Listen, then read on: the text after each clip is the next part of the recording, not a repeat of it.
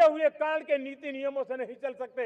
हमें आने वाले सपनों के हिसाब से नीति नियमों को गढ़ना होगा, और इसको अगर हम करेंगे तो मुझे पूरा विश्वास है और मैं देशवासियों को भरोसा देता हूं, इसी रास्ते मेहनत में कोई कमी न करते हुए हम विकसित भारत का सपना पार करके रहेंगे। हमें सबको मिलकर के चलना है, केंद्र सरकार हो, राज्य सरकार हो, इंडस्ट्री हो, हम सब ने मिलकर के आगे बढ़ना है। हमें रिफॉर्म्स करते रहना है, रिफॉर्म्स को आगे बढ़ाते रहना है। और मैंने पहले भी कहा था, हम रिफॉर्म कंपल्सन से नहीं, कन्विक्शन से कर रहे हैं, लक्ष्य को प्राप्त करने के लिए कर रहे हैं। मेरे प्यारे देशवासियों, जब मैं विकसित भारत की बात कर रहा हूं, देश को तेज गति से आगे बढ़ाने की बात कर रहा हूं, उसका सबसे बड़ा लाभार्थी कौन है?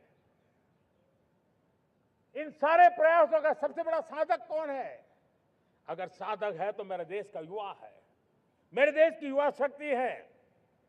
विकसित भारत की यात्रा में युवाओं की बहुत बड़ी भूमिका है। इतना ही नहीं, विकसित भारत का सबसे बड़ा लाभार्थी भी मेरे देश का युवा है, और इसलिए हमें विकसित भारत के लक्ष्य को युवाओं के साथ जोड़ करके आगे बढ़ाना है। युवाओं हमारी सर्वोच्च प्राथमिकता के साथ हमें आगे बढ़ना है। साथियों, पिछले 10-12 साल में उस दिशा में बहुत कुछ हुआ है। स्टार्टअप इंडिया अभियान, आज पूरे देश में 2.5 लाख से ज्यादा रजिस्टर्ड स्टार्टअप बन गए। देश के नौजवान खुद तो काम कर रहे हैं, अनेकों को रोजगार दे रहे हैं। 1 लाख करोड़ रुपया इनोवेशन फंड भारत सरकार ने घोषित किया है। मैं देश को, नौजवानों को कहना चाहता हूं, आप अपने सपनों को लेकर के आइए, संसाधनों की कमी नहीं रहने देंगे। 1 लाख करोड़ रुपया आपके दिल दिमाग को सामर्थ्य देने का एक व्यवस्था हमने कर दी है। रिसर्च के नए अवसर मिले, डिजिटल इंडिया के नए सस्ते डेटा, ये युवाओं को सशक्त किया।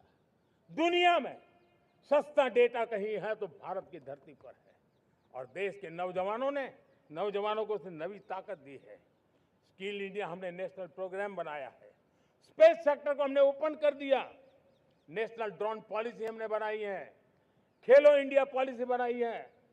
35 वर्षों तक एजुकेशन पॉलिसी नहीं थी, नई एजुकेशन पॉलिसी लेकर के आए हैं, और इसका फायदा मिडिल क्लास के परिवारों को हुआ है। साथियों, 2004 से 14 आंकड़े मुझे देना चाहिए आपको।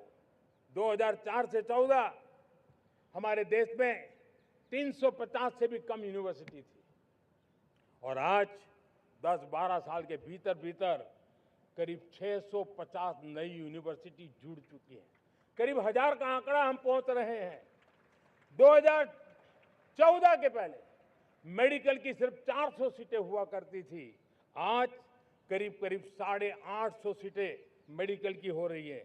इतना ही नहीं, अब विदेशी यूनिवर्सिटी भी भारत की धरती पर आ रही है। भारत के अंदर विदेशी यूनिवर्सिटी की डिग्री मेरे नौजवान को मिले, इसका प्रबंध भी हो चुका है।